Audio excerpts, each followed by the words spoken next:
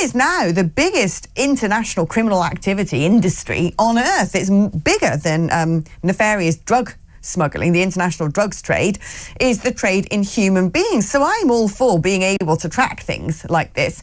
But unless we're prepared to get the people on the boats and say, I'm afraid you've broken the law, you're being sent somewhere, or you're going to be punished for having done this, what good is it going to do? It's a bit like saying, oh, look at all these criminals doing things. And they go, oh, but come in. You don't have to go to prison. You don't have to face any consequences. Good morning, Alex. Yes, absolutely. I mean, you put your finger on it. It's not a case of tracking them and getting to find out where they are a bit earlier, a bit sooner. It's what happens afterwards. I mean, why do the EU, why does France let them in the first place?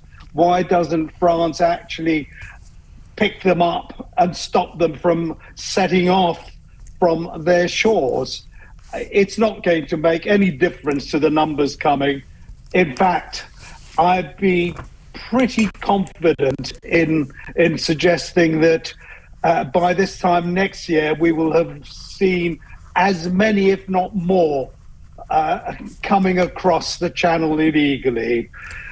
My feeling is that we'll be touching on 200,000 by this time next year, bearing in mind that 150,000 have arrived over the last 7 years already. I don't think that's going to change. The costs are going to go up. The backlog is going to continue and probably grow. The costs are going to increase, and sadly, more people are going to die. Well, this is it. So people are dying. We've had 3 migrants die attempting to cross the channel after a boat filled with Sudanese was stormed by Syrians also trying to get out. Look, I understand if I was from Sudan, where they've got one of the most horrific wars, of course not being spoken about because it's not the right kind of perpetrator or not the right kind of victim, but what's going on over there is abominable. I think 1/3 of the entire population is displaced, 250,000 dead within a year. It's absolutely horrific. And if that's where I was, I'd be trying to get out. Of course I would. And so I have a lot of sympathy. Similarly with Syrians. I mean, if these are Syrians who are having to escape that country because they're likely to be persecuted based upon their religion or whatever, fine. But when you're then crossing the channel and paying a people trafficker, I'm afraid you have to be punished. If I were, for instance, in India and I wanted to go to Pakistan or vice versa and tried to cross that border illegally, I don't think I'd survive it. Now, I'm not advocating anything of the sort to be used against people trying to illegally break into this country, but they must be treated as people doing something illegal, however tragic the backstory, because if we don't do that, more people die in the channel, and people traffickers who largely are connected to foreign terrorist organisations will be making bucket loads of money. Alex, let's be frank.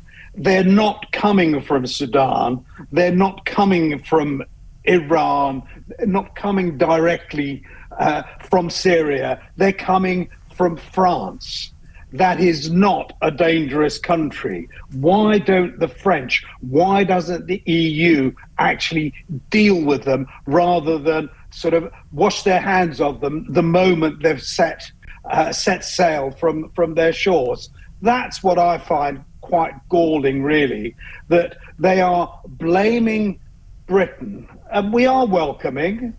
We do put them up in comfortable accommodation. We do give them pocket money, and ultimately we allow them to stay. That's why they come, not because they're escaping persecution or danger, because they're not. I wonder where we go with this in 2025, because it's quite clear our government aren't really prepared to grab the nettle and do anything different. And I think what we need is a radical approach to this problem. I wonder, actually, depending on what Donald Trump does, if that's going to give political cover to others in the West to start adopting a more radical approach. But the problem is we are sort of downflow of whatever the EU decides to do, unless we decide to make enemies in France. I mean, I think we should, frankly. I think all we need to do is turn a couple of boats back round to France dump them back on French shores and go, we've had enough, we're not playing this game anymore. But I don't see that happening anytime soon. It won't happen. But I tell you what, were it the other way round, I guarantee that the French would do exactly that. Oh, they would. Pretty much in the way that Ireland has done with people crossing the border from the north into the Republic of Ireland. We won't. We don't have the guts. We don't have the courage backbone. And frankly, we don't particularly care, or at least our governments don't particularly care. They'd much rather put up with all the flack from people like you and me than actually face the truth and do something serious about stopping those who are crossing the channel, the young men who are crossing the channel to get to a better life. That's what it's all about.